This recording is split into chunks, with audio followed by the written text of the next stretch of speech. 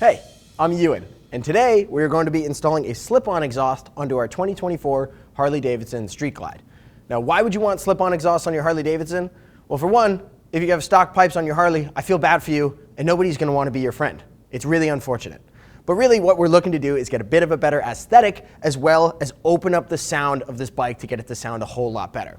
You will get very minimal performance gains, but if performance is really what you're looking for, you're going to want to look at a full system exhaust. And luckily for you, we have two other videos where I install a full system 2-in-1, as well as a 2-in-2 on this exact same motorcycle for you to check out if that's what you'd rather.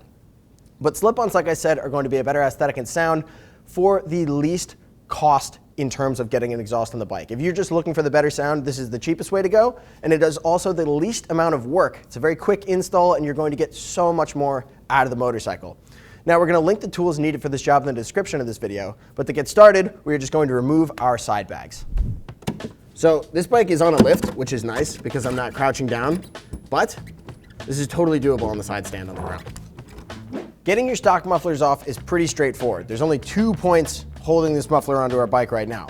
There's this bracket up here with these 2 bolts, and then there is a clamp right here that's holding the muffler onto our header pipe. All we're gonna have to do is loosen our clamp up here and then take those 2 bolts off, and we should be able to wiggle it off. To do that, you can just loosen the heat shield to make some room for yourself. I'm gonna take it off entirely just so you can see what's going on, but it is not necessary for you to take it off completely.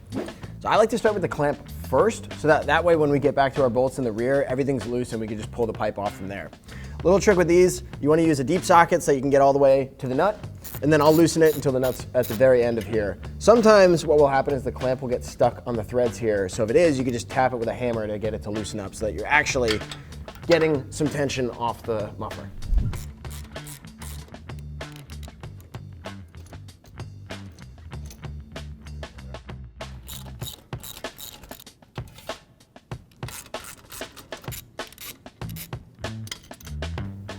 This is different every time. You want to just wiggle it back and forth, side to side, and you can kind of see it shimmy off of here. And then just make sure you support it when you get to the end. You'll see through the gap here where it's about to slide off. So with our new muffler, we're just going to do the reverse of removing them. So I'm just going to slide this into place and then get my bolts hand tight onto our bracket here. And one thing to point out is these are side specific, so one side is bigger than the other at the opening, smaller one being this left side. Second thing is our bracket back here does actually slide back and forth, and we are shooting for as center as possible for where it lines up to get the bolts in. Let's get them on.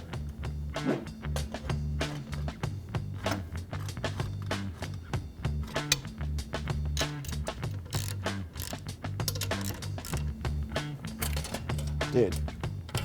Be nice to me, will you? So this clamp is going to be easier to get on to our muffler first. We were able to leave the other one on the crossover pipe, but to get this on, we need to make sure that the bolt is facing the right direction for us to tighten it later. The way we're going to know that is because holding our bracket bolt mounts up here, you'll see this little indent, which means that this pipe faces in towards the bike like this. So to make sure we can access our bolt, I'm going to place it this direction. To make sure your pipe is even between the 2 sides, it's nice to just take a look at where this is seated. Should be as close to center as possible, and then reference the other side, and that's how you'll get them evened up. Now that our pipes have been slipped on, we're just going to go and get each mounting bolt pretty snug, get our clamp pretty snug. On the clamps, just make sure as you're tightening that your little spacer is seated properly so that they tighten down as they should. And then from there, we'll hit it with final torque. From here, we're just going to put our heat shields back on, and then very crucial step not to forget before we put our side bags back on. We're going to wipe this whole thing down to get rid of my grubby fingerprints so that we don't burn them on when we start up the bike for the first time.